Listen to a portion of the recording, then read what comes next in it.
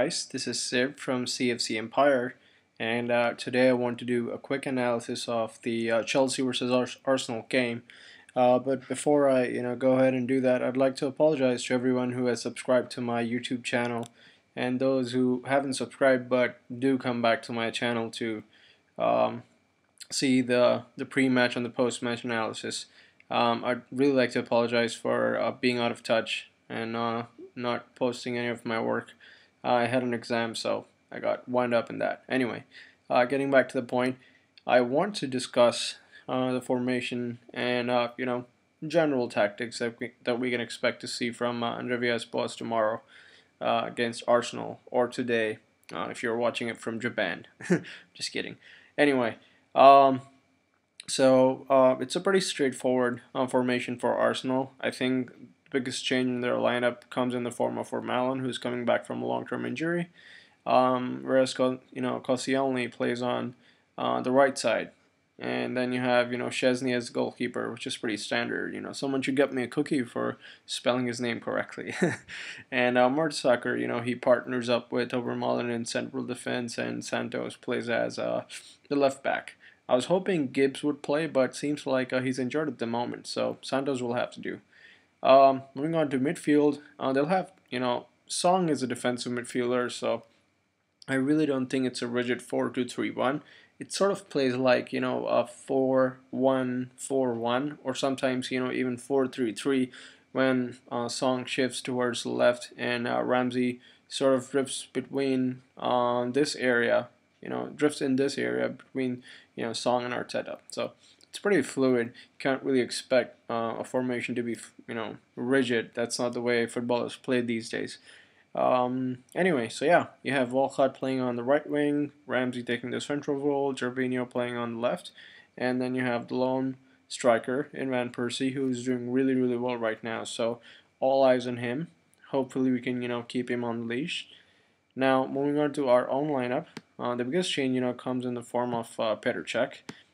He didn't start the game against Everton, the Carling Cup game, but he did have to, come on as, Turnbull picked up a red card. So it's kind of unfortunate, but, he was the man who actually won us the game. Petr Cech, amazing penalty saves, and then a save from a rebound that Baines had hit at him. It was amazing. Anyway, what's our defense going to be like? Now, Basingwa, I really don't know if he's going to start, but I'm just going to, go with my hunch and say, all right, he is going to start. He's already served his one-match ban, and, he's fresh. He didn't play the game against Everton, so I think he should start. He's fresh, and he's used to playing in that right-back role and provides us with a lot of useful crosses when going forward. So he's a useful addition to the team, Pasengwa.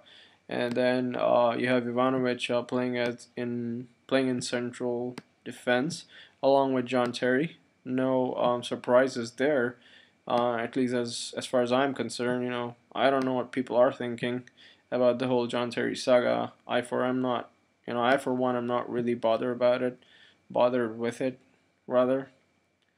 And finally, you have Cole playing as left back. Pretty standard there again. He picked up his fifth yellow card, so he didn't play the game against Everton. So it's great timing for us. Actually, there's another man. I'm just gonna bring him up right here. Torres. He missed 3 games, 3 Premier League games, and only he knows how much he would have hated being on the sideline. But he's back now, and I can bet you your bottom dollar he's going to do really, really well against Arsenal. Now you have our midfield. Let's look at our midfield. Lampard usually, likes to play in a central role. He likes to run the show and make those runs into the box. But I think he'll, take his usual left side of the midfield as Andreas Boss likes him to play. I think the reason why he chooses to do that is because Lampard is a good tackler. Most people would disagree with me there, but if you look at his tackles, he usually wins the ball. There are times when he picks up an odd yellow card, but most of the times his tackles are really well timed, and that really helps when you have to stop Wenger. So that's why I think Lampard plays on the left instead of central midfield.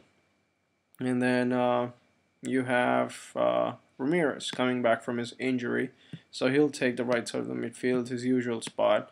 So no big surprises there as well. And when it comes to our forwards, this is probably the easiest part to pick for us right now.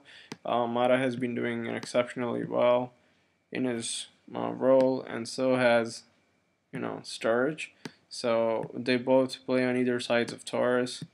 Now, there's one change that might happen.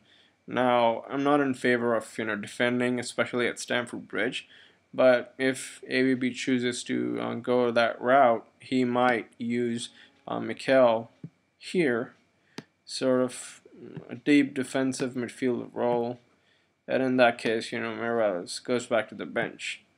But if that happens, Lampard will probably switch to a more central role and Ezra Ramirez. What that actually does is requires our left back and right back to push and provide us width. And now, keep in mind you're playing against really quick and pacey wingers like Walcott and Trevino. So I don't think it's really a good idea to depend on your left backs and right backs to provide you with. It'd be better if we just let them do their jobs and have the midfield take care of the rest. You can maybe expect Mata to track back and do the work, but that's about it. I really don't think it's a good idea to play Mikel against Arsenal. The other reason being he's a slow passer of the ball. He's really good in defense, but when it comes to passing, I don't think he's up to the mark, and that's where we need to focus tomorrow, passing the ball really quickly around the park. So this is the formation I see, a typical 4-3-3, and that's it. Yeah. So this is my pre-match analysis for the Arsenal game at Stamford Bridge, of course. And if you don't agree with something that I've said so far, if you think you have a better formation in mind, or if you think I could do better with the substitutions, let me know. I'd be very happy to look at them, and if they're correct, I'll even acknowledge it in my next video. Anyway, thank you so much for watching, and I hope you come back later. Bye-bye.